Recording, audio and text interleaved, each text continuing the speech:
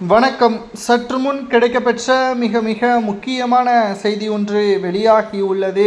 திராவிட முன்னேற்ற கழகத்தின் மிகப்பெரிய ஒரு தோல்வியை எதிர்கொள்ளக்கூடிய நிலைமையை தற்பொழுது உருவாக்கியுள்ளார் ஸ்டாலின் அவர்களது அமைச்சரவையில் இருக்கக்கூடிய அமைச்சர்கள்.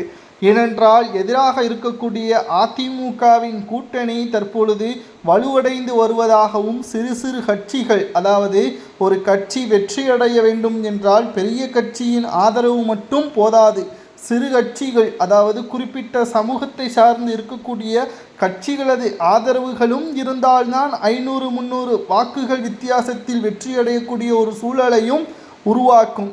இந்த முறை அதிமுகவின் கூட்டணி எதிர்பாராத பல திருப்பங்களை எட்டியுள்ளது என்றும் டிடிவி தினகரன் எடப்பாடி பழனிசாமியின் தலைமையை ஏற்படுத்தியுள்ளார் என்ற தகவலும் தற்பொழுது கிடைக்கப்பெற்றுள்ளது. 2026 சட்டசபை தேர்தலில் அரசியல் களத்தில் ஒரு திருப்பு முனையாக ஏற்படும். தற்பொழுது ஸ்டாலின் அவர்கள் நினைத்து கொண்டிருக்கின்றார், தனது முதல்வர் பதவியை தொடர்ச்சியாக அடுத்த முறையும் இரண்டாவதாக முதல்வராக பொறுப்பேற்கலாம் என்பதை உறுதி செய்யக்கூடிய வகையில் அமைந்துள்ளது என்றும். ஆனால் மக்கள் மத்தியில் ஸ்டாலின் அவர்களுக்கு எந்த ஒரு வரவேற்பும் அளிக்கப்படவில்லை. 2026 சட்டசபை தேர்தலை பொறுத்தளவிற்கு மிகப்பெரிய ஒரு மாற்றங்களை தமிழக அரசியலில் ஏற்படுத்தக்கூடிய ஒரு சூழலையும் உருவாக்கும். 2026 சட்டசபை தேர்தல் தற்பொழுது மக்கள் மத்தியில் ஒரு வரவேற்பை பெற்றுள்ளது. இந்த வரவேற்பை பெற்றுள்ளக்கூடிய ஒரு சூழலில் திமுக பல தேர்தல்களில் வெற்றியடைந்தாலும் இந்த தேர்தலில் எதிர்பாராத பல இடங்களில் டெபாசிட்டை இழக்கும். அதற்கு காரணம் விஜய் அவர்களும் ஒரு காரணமாக அமைவார்.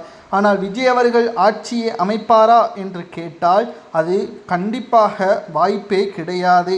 ஆனால் அவரிடம் இருக்கக்கூடிய ஆதரவுகள் கடைசி நேரத்தில் அதிமுகவிற்கு பயன்பட்டால் துணை முதல்வராக கூட வரலாம் என்ற தகவலும் கிடைக்கப்பெற்றுள்ளது. 2026 சட்டசபை தேர்தல் அரசியல் களத்தில் ஒரு திருப்புமுனையாக மாறும். இப்பேற்பட்ட ஒரு சூழலில் அனைத்திந்திய அண்ணா திராவிட முன்னேற்ற கழகம் இதை பயன்படுத்தி கொண்டு திமுக எதிர்க்கட்சி அந்தஸ்து இழக்கக்கூடிய ஒரு சூழலையும் உருவாக்கும். இதனால் ஸ்டாலின் அவர்களது ராஜினாமா கடிதம் ஆளுநர் மாளிகைக்கு செல்லும் என்ற தகவலும் கிடைக்கப்பெற்றுள்ளது.